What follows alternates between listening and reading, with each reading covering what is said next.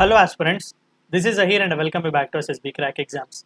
Recently एक और controversy यहाँ पर स्पार्क हुई है कि एर्डोगन साहब जो कि रिसेंटली इलेक्ट होकर आए हुए हैं टर्की के प्रेसिडेंट की तरह, उन्होंने एक स्टेटमेंट कहा और ये कहा कि स्वीडन का जो नाटो का एप्लीकेशन है या फिर स्वीडन जो कोशिश कर रहा है नाटो में जाने की, उसे इतनी जल्दी से फुलफिल होने हम नहीं देंगे। यानी कि थोड़े बहुत रिजर्वेशन उन्होंने यहाँ पर बताए हुए थे और ये कहा कि कुछ भी हो जाए, जब तक हमारे रिजर्वेशन पूरी तरीके से सॉल्व नहीं होते, हम स्वीडन के उस मेंबरशिप को सपोर्ट नहीं करेंगे।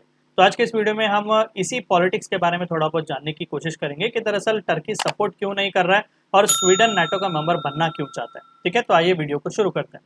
तो रिसेंटली न्यूज चैनल्स में छाया हुआ था कि नाटो के सेक्रेटरी जनरल जेंस स्टोल्टनबर्ग साहब ने यह कहा कि थोड़ा बहुत प्रोग्रेस हमें दिख रहा है टर्की और स्वीडन के बीच डिस्कशंस में, कि स्वीडन जो है ना वो रिसेंटली नाटो का मेंबर बनने के लिए उसने एप्लीकेशन दिया हुआ था और नाटो भी चाहता है कि टर्की जल्द से जल्द इस स्वीडन जो है जल्द से जल्द नाटो का मेंबर, फुल फ्लेज्ड मेंबर वो बन जाए।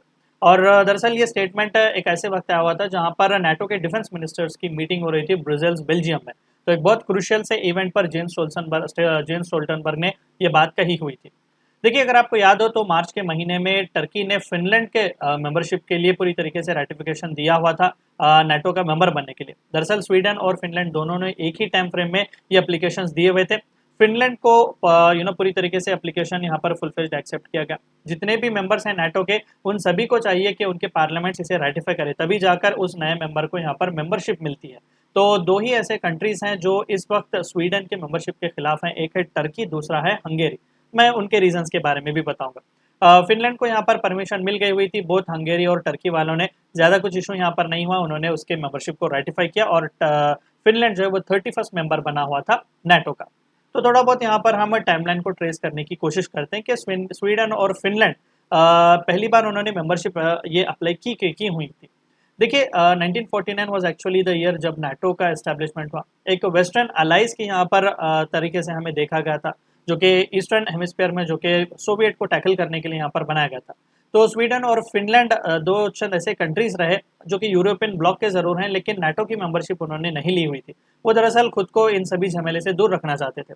लेकिन 2022 में जब रशिया ने यूक्रेन को इन्वेड किया, यहाँ पर उन्हें पता चल गया कि हाँ, मेजॉरिटी ऑफ द सपोर्ट हमें चाहिए किसी न किसी एक ब्लॉक का, और उन्होंने वेस्टर्न साइड थोड़ा बहुत लीनियंस दिखाने की कोशिश की। यानी कि यूएस बैक जो नाटो है वहां पर उन्होंने खुद को शरण पाने की यहाँ पर उन्होंने कोशिश की हुई थी। तो डेकेड्स ऑफ मिलिट्री न्यूट्रलिटी के बाद यहाँ पर स्वीडन और फिनलैंड ने डिसाइड किया कि वो नाटो के मेंबर बनेंगे। तो फिनलैंड और स्वीडन दोनों ने मिलकर यहाँ पर मेंबरशिप अप्लाई की हुई थी और फिनलैंड जो है रिसेंटली बना हुआ था 31st मेंबर अप्रैल के महीने में।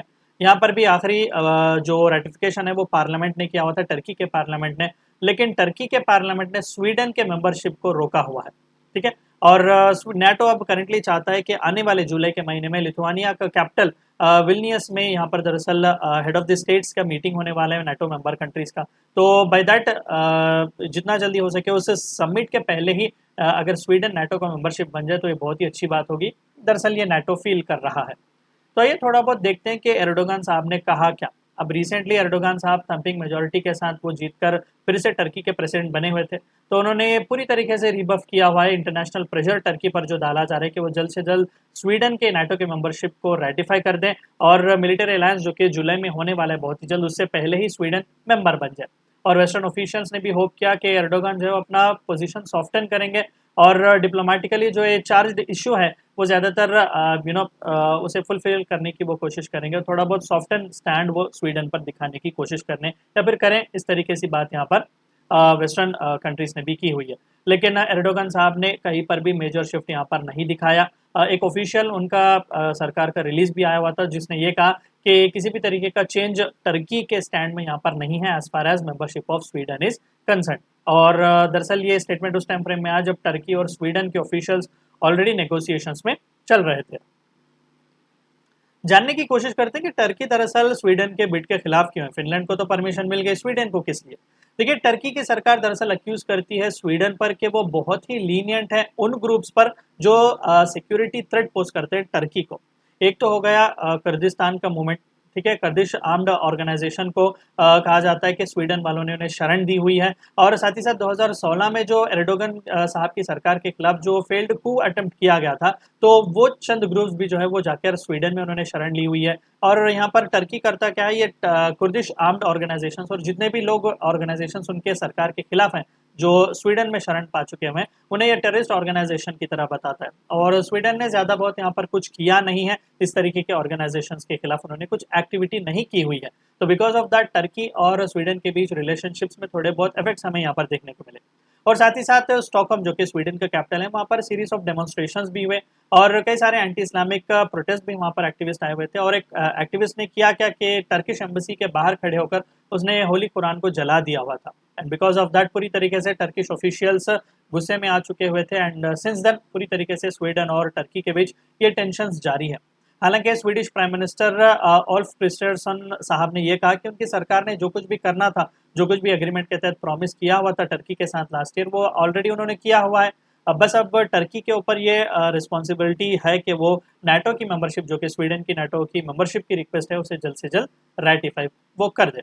एर्डोगन साहब ने यह भी मेंशन किया हुआ है कि प्रो कर्दिश और एंटी नाटो रैलीज जो है वो स्टॉकहोम में हमेशा चलते ही रहते हैं। और इवन इस हद तक हुआ कि जब अलायंस के यानी कि नाटो के सेक्रेटरी जनरल जेंस स्टोल्टनबर्ग साहब जो इस्तांबुल में पिछले महीने आए हुए थे, तब भी जब इस तरीके का डिस्कशंस चल रहे थे, वहां पर भी इस तरीके के प्रो कर्दिश और एंटी नाटो के रैलीज हमें स्टॉकहोम में देखने को मिल रहे थे।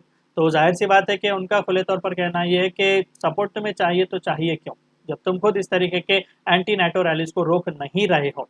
और उन्होंने ये भी कहा कि अभी जो आप प्लान कर रहे हैं कि जुलाई के महीने में समिट होने से पहले कुछ मेंबरशिप होगी, ये हम नहीं मानेंगे कि स्वीडन इतना जल्दी मेंबर बन जाएगा अनलेस एंड अनटिल कुछ एक्स्ट्राऑर्डिनरी सर्कमस्टांसेस यहाँ पर आ जाए। टर्की खुले तौर पर नाटो की इस बिड को पॉजिटिवली अप्रोच नहीं ले रहा है, क्योंकि वो इन सभी ऑर्गेनाइजेशन जो खासकर स्टॉकहोम में प्रोटेस्ट कर रहे हैं उन्हें टेररिस्ट की तरह देखता है। और साथ ही साथ स्वीडन वालों ने ये भी कहा कि हमने फोकस जो है लगाया हुआ है कि कर्दिस्तान वर्कर्स पार्टी के लिंक्स जहाँ कहीं पर भी हैं उन्हें एक्स्ट्राडिट वगैरह करें जो कोई भी सस्पेक्ट्स हैं। और साथ ही साथ जो एंटी टेररिज्म का लॉस वगैरह जो है हमने पास किए हुए हैं। लेकिन अंकारा यानी कि टर्की ने ये कहा कि ये एक्शंस जो वो काफ़ी नहीं है और क्लियर तौर पर हमें कोई भी एक्शन से रिलेटेड इन्फॉर्मेशन अभी भी नहीं दिया गया है। अब जाहिर सी बात है कि टर्की इतना क्रूशियल क्यों है। देखिए, टर्की बना हुआ था नाटो का मेंबर 1952 में और हंगेरी बना हुआ था अलॉन्ग विथ पोलैंड एंड चेक रिपब्लिक इन 1999। तो यहाँ पर रूल यह है कि नाटो में कोई भी नया मेंबर आना चाहे तो उसे जितने भी, अब करेंटली तो 31 मेंबर्स हैं, उनका पूरे 31 मेंबर्स को रेटिफाई करना पड़ेगा उस नए कंट्री के मेंबरशिप के लिए, तभी जाकर नाटो का कोई भी एक नया मेंबर बन सकता है। तो यूनानिमस अप्रूवल सभी एग्जिस्टिंग मेंबर्स का चाहिए, तभी जो है नाटो अपने आप को एक्सपैंड कर सकता है। अब यहाँ पर हंगेरी और टर्की दो ऐसे कंट्रीज हैं जो पूरी तरीके से स्वीडन के मेंबरशिप को रोके हुए हैं। देखिए, अब हंगेरी का केस थोड़ा बहुत केस है, थोड़ा बहुत अलग है। हंगेरी की सरकार ने ये लांछन लगाया हुआ है स्वीडन पर कि आप तो पहले से भी हमें पसंद ही नहीं करते थे, हमारे सरकार हमारे प्राइम मिनिस्टर के खिलाफ कुछ ना कुछ चार्जेस हमेशा लगाते थे, ह्यूमन राइट्स वायलेशन का लगाते थे, आपकी सरकार के साथ हमारे टाइज जो है वो दरअसल सही नहीं है एंड बिकॉज ऑफ दैट हम आपको सपोर्ट नहीं कर रहे हैं। अब टर्की ने खुले तौर पर अपने रिजर्वेशंस बताए हुए थे कि प्रो कर्दिस्तान का ये जो इशू चल रहा है और एंटी नाटो के रैलीज चल रहे हैं, सो बिकॉज ऑफ दैट जो है हम सपोर्ट नहीं देने वाले। अब यहाँ पर व्हाइट हाउस यानी कि यूनाइटेड स्टेट्स भी आ चुका हुआ है, क्योंकि वो भी चाहता है कि जितना जल्दी हो सके उतना जल्दी स्वीडन का बिड जो है नाटो का वो अप्रूव हो जाए और जल्द से जल्द स्वीडन जो है वो मेंबर भी बन जाए। और इसी के चलते टॉप रिपब्लिकन्स जो कि US senate for foreign relations committee के मेंबर्स हैं, उन्होंने ये कहा कि हम $735 मिलियन का जो आम का सेल है हंगेरी को जो हमने एक्सेप्ट किया हुआ था, वो अब हम ब्लॉक करने वाले हैं, क्योंकि हंगेरी जो है वो स्वीडन के बिड के खिलाफ जा रहा है नाटो की मेंबरशिप को। तो इसी से चलते अब वेट करके देखना पड़ेगा कि ये डिस्कशंस कब तक चलेंगे। स्वीडन भी फुल फ्लेज्ड काम कर रहा है, नाटो भी चाहता है, यूएस भी चाहता है कि जल्द से जल्द स्वीडन जो है वो मेंबर बन जाए, लेकिन यहाँ पर टर्की और हंगेरी आगे बैठे हुए हैं। तो ये थी चंद बातें आपको जाननी थी इस वीडियो में। वीडियो को एंड करने से पहले आप सभी को एक और बार याद दिला दूं कि एसएसबी क्रैक एग्जाम्स के पास एसएसबी इंटरव्यू से related full fledge online course available है। हर महीने इसके नए बैचेस स्टार्ट होते हैं, अपने फ्रेंड्स के साथ भी इन्फॉर्मेशन जरूर शेयर कीजिएगा। Apart from that, we provide you courses like NDA, CDS, AFCAT and Warrior 10 is a code which you should use so that you get 10% discount. Meet you next time. Until then, stay healthy, stay safe. Thank you for watching my video. जय हिंद। अगर आप एक defence aspirant हैं और SSB interview, NDA, CDS, AFCAT जैसे exams के लिए prepare कर रहे हैं तो आप SSB क्रैक एग्जाम्स के कोर्स को चेक करना ना भूलें। आप हमारी लर्निंग एप्लीकेशन को गूगल प्ले स्टोर से भी डाउनलोड कर सकते हैं।